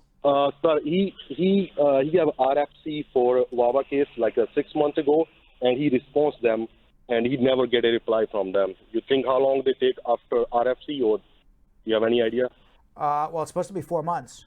After that, when is he going to hear? You want me to ask I could ask my Magic 8 Ball. But other than that, I don't know. But it's supposed to be 4 months. Okay, and also you know how long they take for VAWA cases like I filed together? Over 2 years. So they make a decision on the same time I-485 too? No, you're going to make a decision on the I-360 first, and then they'll schedule you for an adjustment interview. Okay, thank you so much. All right, let's go. Let's see who this is. Let's go to Kofi in Worcester, Massachusetts. Kofi. Hello, Brad. How are you? Hi, how are you? Good. So I have a quick question. A couple years ago, I got arrested for DUI in the state of Connecticut. I did AR program, and the case got dismissed. And I'm wondering, in about a couple months, it's time for me to file for my naturalization. And I'm wondering if I have to wait for 5 years so I can just go ahead and file for my naturalization. If you went into the what program? I didn't hear that part. Alcohol education program. Okay. And the case got dismissed. I never plead guilty. Okay, yes. So you did a diversion program. Yes. If you did a diversion program and it was your only time you're ever getting arrested, it's not a conviction. You had a bad night. As long as you can prove for the other nights within the last 5 years, in other words, the other 4 years, 364 days, you were a good person. And one day you effed up. You're allowed to F up. The case was dismissed. You're still a good person. You're entitled to become a citizen. Okay. All right. So I don't have to worry about waiting for 5 more years. You don't have to Like- worry, but obviously this case will be an issue in your naturalization. So for me to Okay. say don't worry would be that's would my be a question. would be a misunderstanding of what I'm saying. What I Okay. am saying is, despite this arrest, if Okay. you do things properly, you should be able to prove that you are a person of good moral character. You're allowed to have a bad night and still be a good person. Okay. So my advice to you is, A, nothing bad will happen to you by filing, and B, if you do everything properly, you should become a U.S. citizen. Okay. All right? And if Okay. you need help, hold on 1 second. Maybe you need help. Hold on. Let's see. Let's go to Tamika in Tampa, Florida. Tamika. Hi, Brad. How Hi, are you doing? Tamika. So I have a question for you. So after waiting 7 months to the USCIS process, my case in NBC took like 4 weeks from start to finish. So I was pretty surprised about that. But now it's at the stage where my spouse is supposed to get his interview, and he's in Jamaica. Do you know if they're doing immigrant visa interviews at this time? They should be, yeah. Slowly, but yes. Okay. All right. Do you know how long that process normally takes? Tamika, if you've been watching my show, everybody's a different case. So, but if the case was transferred from the National Visa Center to Jamaica already, well, where it is still shows at NBC. It has not even been transferred to Kingston. No. All right, so at least hopefully by the end of the year. But I would get in touch with the National Visa Center. Okay, but they should be scheduling something. Okay, the embassy's open. Okay, thank you. All right, okay. The embassy's open. Jamaica's open. You can go be a tourist in Jamaica. So they should be scheduling. Let's go to Maxwell in Columbia, South Carolina. Maxwell. Yeah, Brad, I have a quick question. Yes. My I-157 is still pending due to I got arrested last year, but it happened to be a misdemeanor. I mean, receiving stolen property. But it happened to be a misdemeanor in South Carolina. So I also did a diversion program, and the case got dismissed. Good. So being it that in November 1st, my green card will be 3 years, can I follow them with another petition for naturalization? You can if you want to, yeah. Oh. I answered the question before. I don't know if that helps your case speed things up, because you're going to go on a citizenship interview. They're still not going to approve your I-751, and then you're going to have 2 cases pending. But yes, you can do it. Yes, you can become a citizen if you prove bona fide marriage. No, a diversion program will not prevent you. Again, going back to that, you're allowed to have a bad day. You can't have a lot of bad days, but you can have a bad day. It doesn't make you a bad person. Case was dismissed eventually. But yeah, you can do it. I just don't know if by filing your citizenship, you're helping yourself. You're not hurting yourself. I don't know if you're helping yourself. Yeah, they never give me extension. They only just make me. I did fingerprint though, but no extension has been given to me. You should have gotten. If you did a fingerprint, you have an extension. It just didn't. You didn't receive it in the mail. Yeah, I never received it in the mail. Okay, so then maybe you need a consultation. Hold on. Okay. All right. Go. Let's go to Debbie in Lanham, Maryland. Debbie. Hi, Uncle Brad. Hi, how are you? Good. Thanks for being there for us. My pleasure. Yeah, I have two quick questions.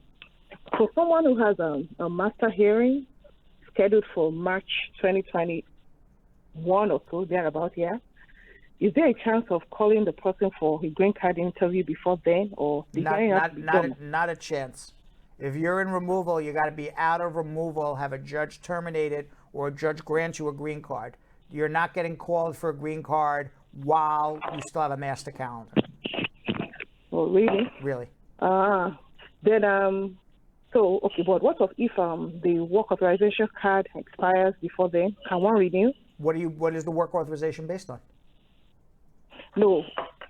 If the work authorization card expires, what is the work authorization? Well, you can renew it, obviously. I just don't know why you have a work authorization. What is it based on? Oh, okay, that's a good question. Yes. The issue, what happened actually was the person was picked up for presenting false insurance papers to a police officer unknowingly. To a police officer? Presented false insurance False papers. insurance. So the guy got pulled over, hands some false insurance to the cop. Cop says, "What is this? This ain't real. You're coming in with me."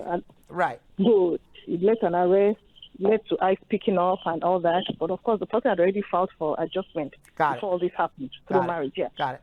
So yes. So as long as the adjustment is still pending, he can renew his work permit. Okay, he can. Yes. Okay. Wow. So secondly, the issue of getting financial relationship documents with his spouse in preparation for green card interview and all that. Is health insurance very important to have? Yes. With his spouse? Yes. It is. Is it vital? Nothing's vital. But if you're asking me, is it important in the sense that you have health insurance together? Yes, because it serves two purposes. One, it shows a joint economic relationship. And two, it's good for the poverty guidelines. It shows that no one's going on Medicaid. I have health insurance. Yeah. The unfortunate thing is, health insurance. But if you don't, but if you can't, you don't have it. It's not vital. It's not like, oh my God, I don't have health insurance, I'm getting denied. It's not a if you don't got it, you're getting denied thing. But if you're asking me if I have it, is it vital? Is it really good? Yes, really good. If you don't have it, it's not the end of the world.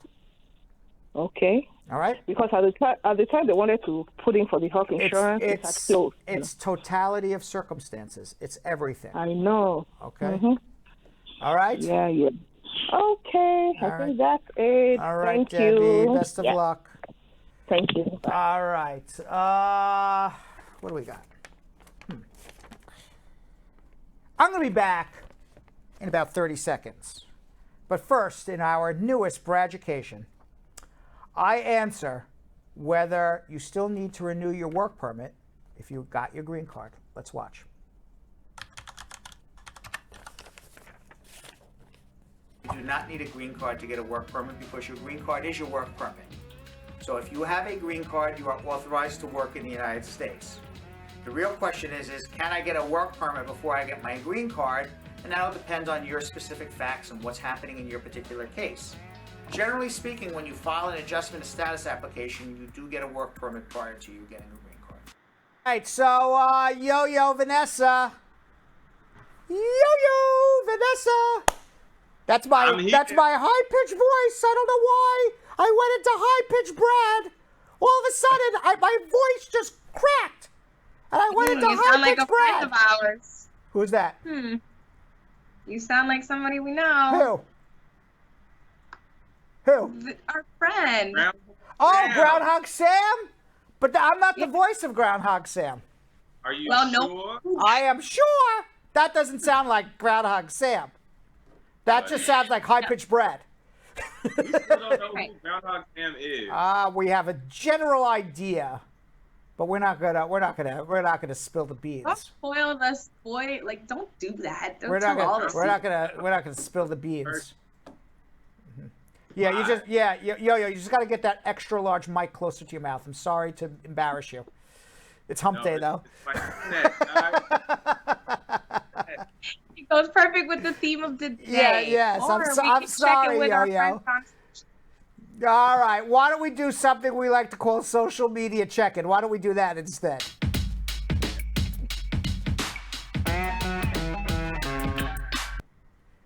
All right, guys. Whose picture was that? That was so funny.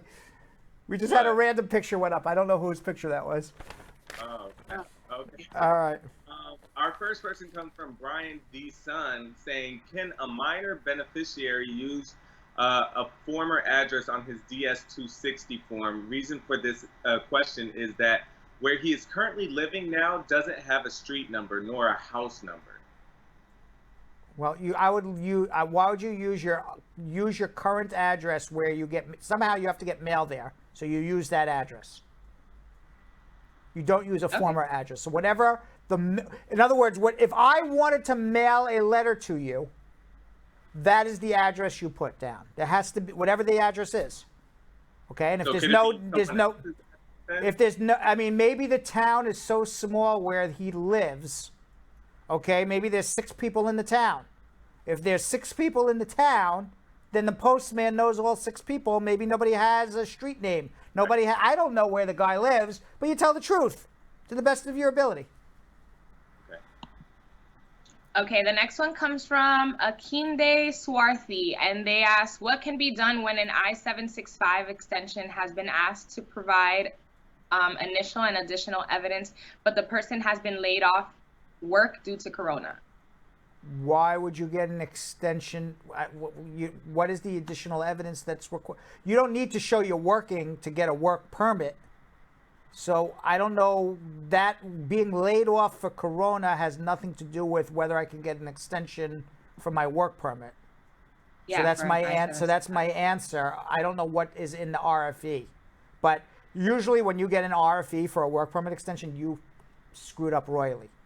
And the fact that he's asking, or this woman is asking, a man or woman, whoever it is asking a question about, do I need to show I'm working if I got laid off to get a work permit? I think this person's confused and needs a consultation. Okay, Denise Promez saying, hey, Brad Squad, I live in Jamaica. My case is at the NVC for processing. I know the ban applies to me. My question is, will NVC be processing the requested documents within the time frame? And also send case to embassy pending interview when the ban is lifted. What do you mean within the time frame? Will NVC be processing the requested documents within this time frame, I guess, while the ban? NVC will process cases, but they're not going to transfer any case to any U.S. embassy unless you are the child under 21 of a U.S. citizen, married to a U.S. citizen, or then on certain circumstances, if you make an emergency request, if there's a case where a child is going to age out because that child's going to turn 21, you may be able to overcome that ban as well, even though you would have otherwise been banned. Okay, next question comes from Kate Simon, and she says, hi, Brad, evening. If you have a clean record but was placed under misrepresentation of fraud, is it easier to get a 601 waiver approved? Her husband is a U.S. citizen. She's in another country. Why was it easier to get an I-601 approved?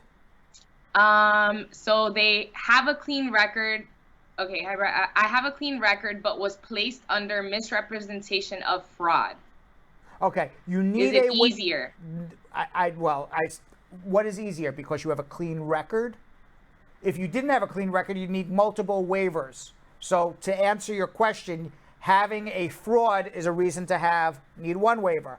If you have a fraud plus criminal records, then you need multiple waivers. So the answer is yes, it is easier if you do not have any criminal record. But that's really not a fair answer, because there's nothing easy about getting a waiver.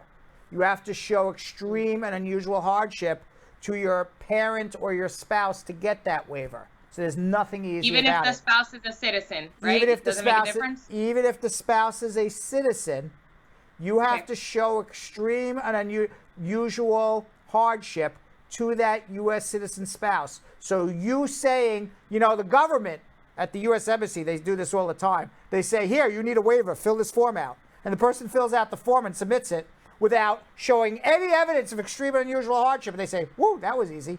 Yeah, well, you're going to get denied. Okay, next one comes from Christopher saying, this is my first time and I'm from California. My question is as follows. I petitioned for my sister in 2006 for an immigrant visa, which she received in December 29th, 2019, but unable to travel due to COVID and travel restrictions. The visa just expired about a week ago. Is she entitled to a renewal, or what should I do? She's coming from Nigeria.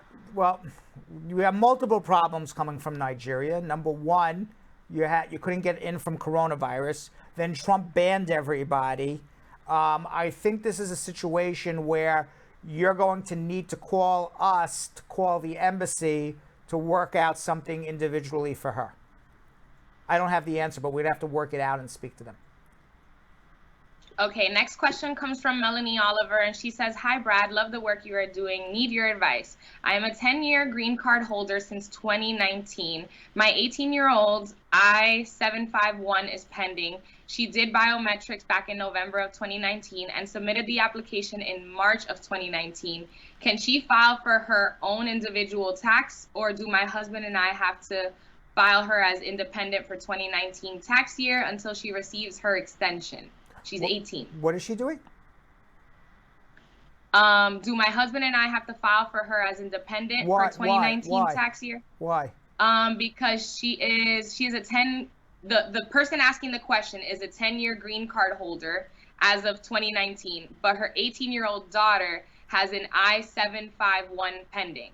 Yeah, she should be a dependent on your tax returns. Why wouldn't you want her to be a dependent on the tax returns? Because she's making her own income? Her biometrics. She did her biometrics. Because she's making her own income? Is that why? If she's making her own income, then yeah, you can, speak to your tax preparer.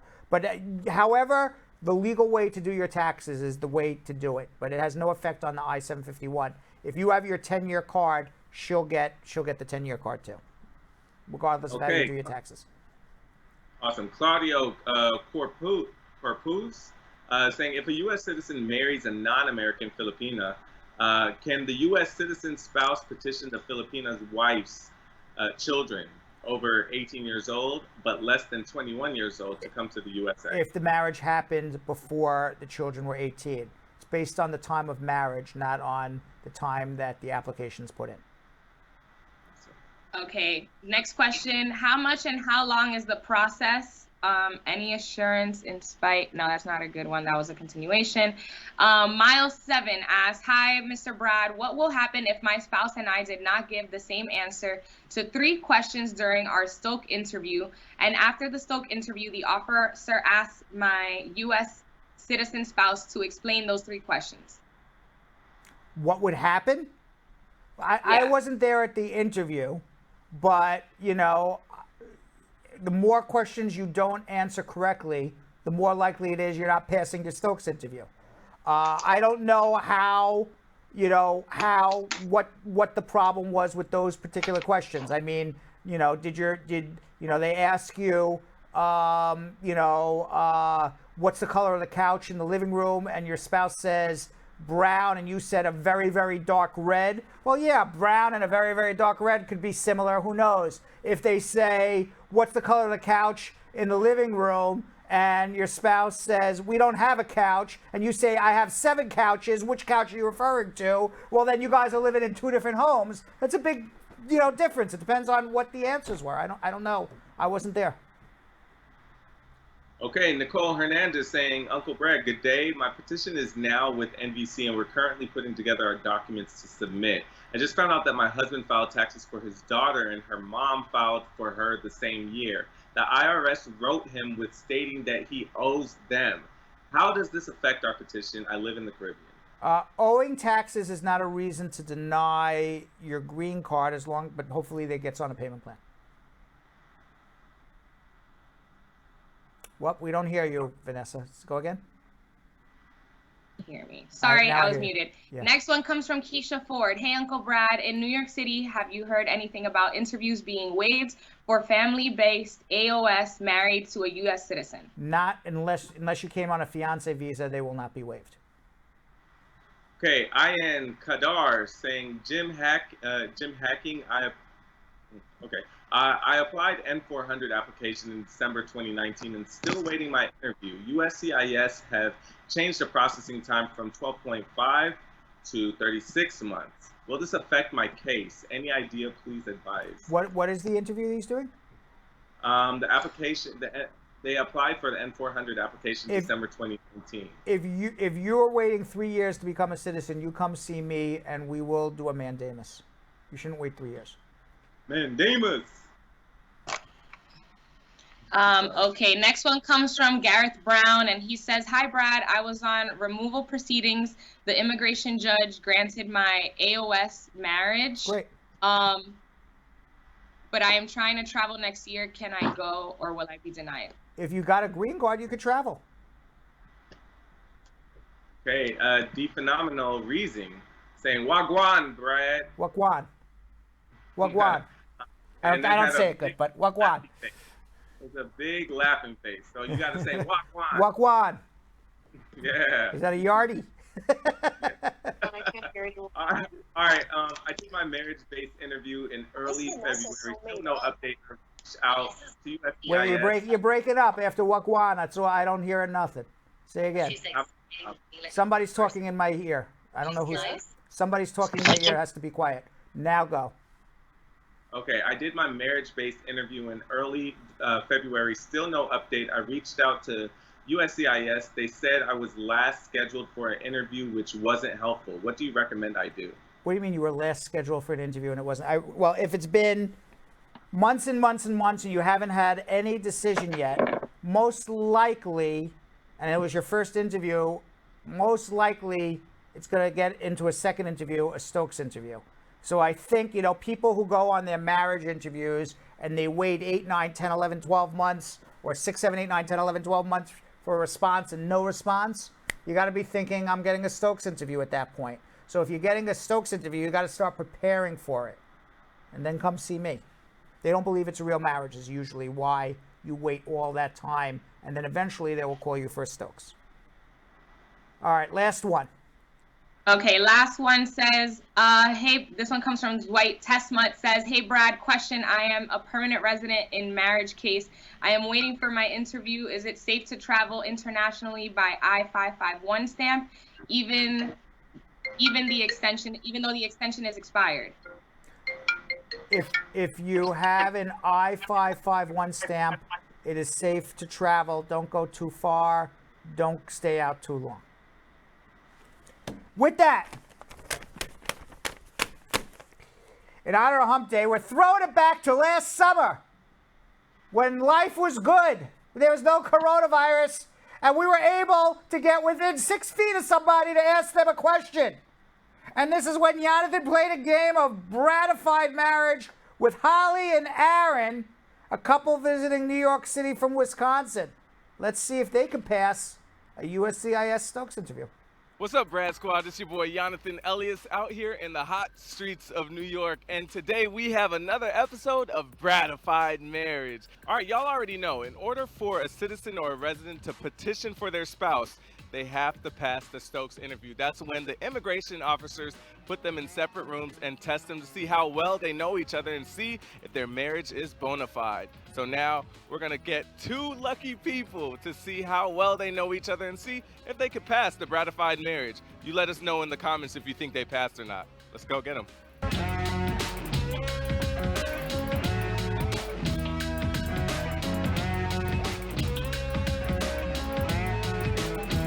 I have my new friends from Wisconsin. What's your name? Holly.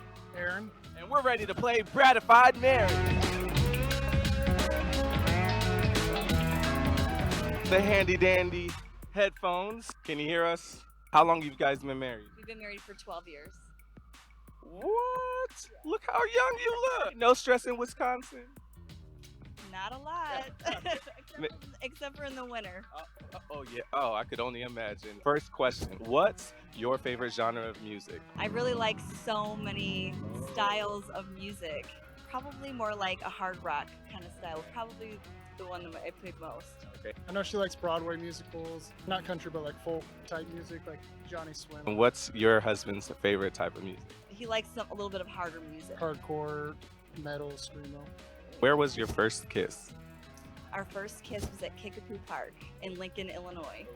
Ooh, parking it. I like that. First kiss was at Lincoln Christian College when we watched a movie, I believe. What is your favorite snack food? I would say avocado toast, just plain with salt. Ooh, all right, nice and healthy. Anything healthy, I mean, pistachios, I don't know. Hey, how about your husband's favorite snack food? He's one of those people that goes to a restaurant and then he never picks what he wants to eat and he just like points to something. He's like, I'll have that. We'll see if he says the same thing. I don't really have one. Snack food. Beef jerky? What was the last gift you gave your partner? We're not like huge gifters. The last gift I gave my husband was a mug of Abraham Lincoln. What was her last gift to you? Is this kid friendly? Maybe last night in bed. Woo, I like that. What was the last gift you gave your wife? Probably on our anniversary. I gave her flowers and like one of those like little sculpture things for you to make some. It's always like something random that he just orders off of Amazon and then it just shows up at our house. I think it was probably my hand blender. Do you sleep with the air conditioner, fan, or heater on? Usually at like a fan or AC. We like it a little cooler. I would prefer to sleep with the fan on, but my wife usually complains, so I usually suck it up and sleep with nothing. What is your husband's pet name for you? Babe. And what is yours for him? Babe. We call each other babe, and our kids are now, they're like, hey babe, every time we walk in the room. Where did you get your living room couch from? We got it from Value City Furniture. Value City, I believe. Okay. And last, what is the last movie you guys saw together? Lion King. Lion King. Ooh, did you like it? Oh, it was amazing. Oh, I love that. So good. So how do you guys feel? She probably got more answers right than me. Uh-oh. She always gets more attention, it seems like. Let's definitely not fight after this, just in case, okay? You know, it is what it is. What is her favorite genre of music? 1, 2, 3. Yeah, pop folk is what I said. Oh, yeah, I Like said Johnny hard rock. Swim. Yeah, I do like Johnny Swim, but I told him I like all kinds of music. She did say that. So on the count of 3, his favorite genre of music. 1, 2, 3. I can't remember what it's called, like the harder music, like hardcore screamer kind of. Where was your first kiss? 1, 2, 3. Kickapoo. I said Lincoln Christian College.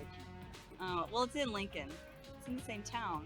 Does that count? No. He kind of said, I might have gotten that one wrong. On the count of 3, what is her favorite snack? 1, 2, 3. Avocado toast. I said pistachio. Okay, on the count of 3, what is his favorite snack? 1, 2, 3. You don't snack on things. I know. What is? You said beef jerky. Yeah, I said beef I was jerky. gonna say beef jerky, I but see. then I don't like, even remember because you always yell at me for eating candy bars. True, that's true. That's why I have my See? figure. Listen, it's a sexy figure. Don't let anyone tell you nothing less. What was the last gift that you gave him? 1, 2, 3. Well, I got you the mug. Remember that? Abe Lincoln. That was from the kids. It was from all of us. The kids bought that, right? What Oh, did you damn. I said last night in bed. Oh, for me? Too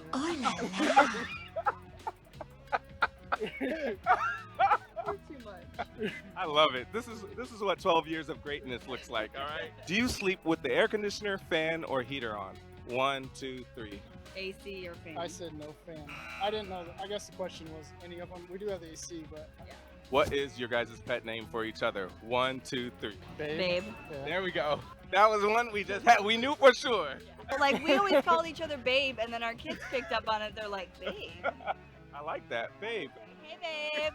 On the count of 3, where did you get your living room couch from? 1, 2, 3. Value City. What was the last movie you saw together? 1, 2, 3. Lion King. Woo! Okay, how do y'all feel? About 60. You're about right. 60% maybe.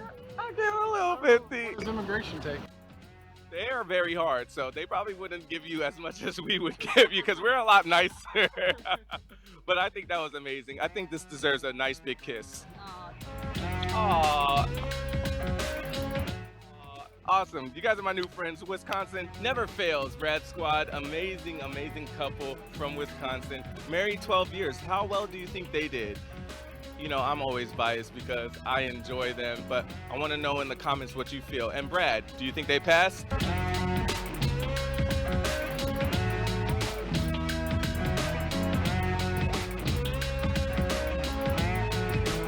In the immortal words of Jessica Leamy, Joel Reed, dem fail. But they're obviously in love. So, yeah, they would have absolutely failed their Stokes interview, which goes to show people 12 years married, 2 kids, you better prepare for that thing. All right, let's go to the racetrack, speed round. We've done a terrible job, awful job since we've been back in the studio, completely out of shape. We've blown this place up day after day. Are we able to answer 10 immigration questions in a minute and 20 seconds. I am here by myself in the studio. It's like I am in the astronaut capsule, okay, by myself. And somewhere in my ear is Mission Control, Yo-Yo, and Ness-quick. There they are, Mission Control, asking me questions while I'm blasting off into space. I'm going to blow this thing up, or am I going to be safe? Let's see. Start the clock. Let's go.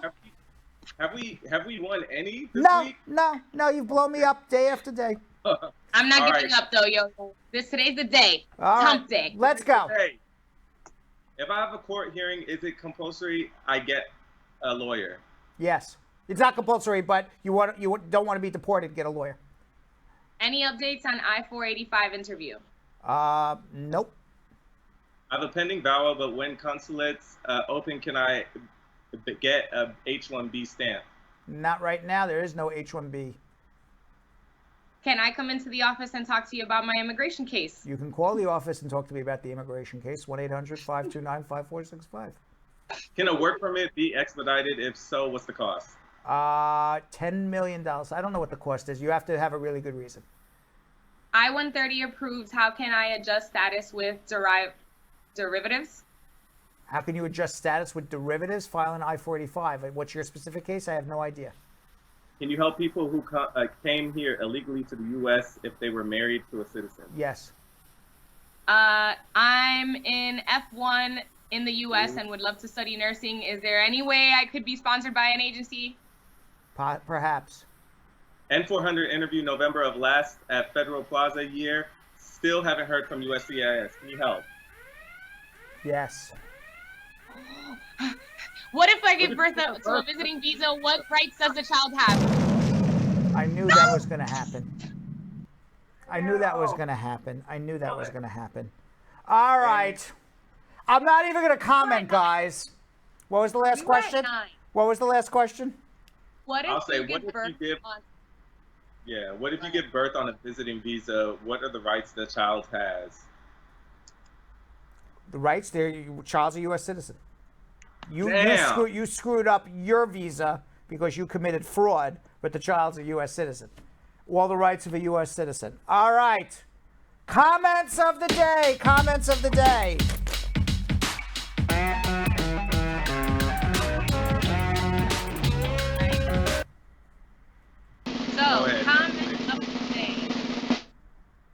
First one comes from Tia Pursued, and she says, "Oh my God, you guys are always funny."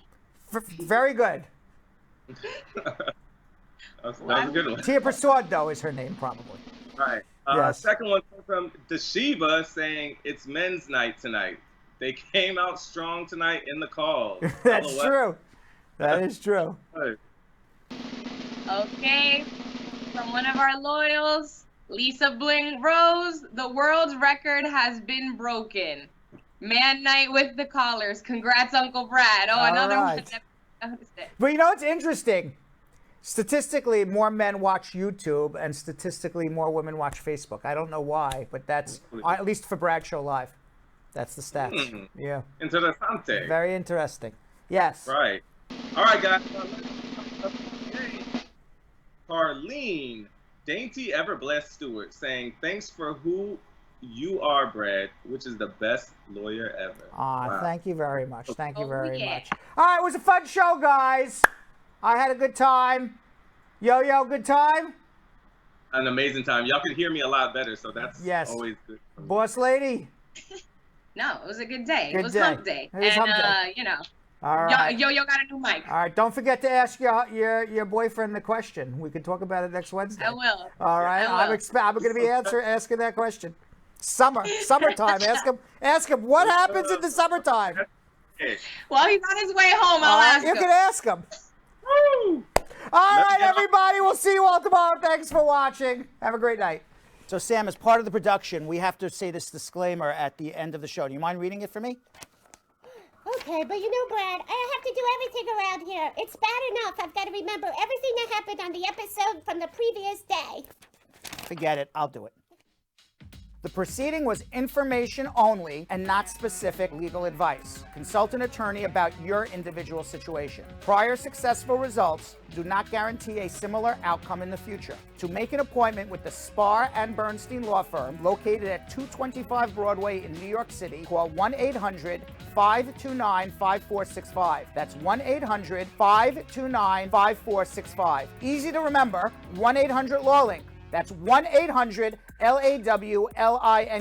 Once again, make a call to 1-800-529-5465. And of course, link up with the law offices of Spar and Bernstein, located at 225 Broadway on the 5th floor. If I were you out there, make the call, make the link, make the connection, make it Spar and Bernstein. 1-800-LAWLINK. That's 1-800-529-5465. And now, conveniently located in Hartford, Connecticut on 1 Congress Street. Visit us in Connecticut or in New York at 225 Broadway. That's 1-800-529-5465. 1-800-LAW-LINK. 1-800-529-5465.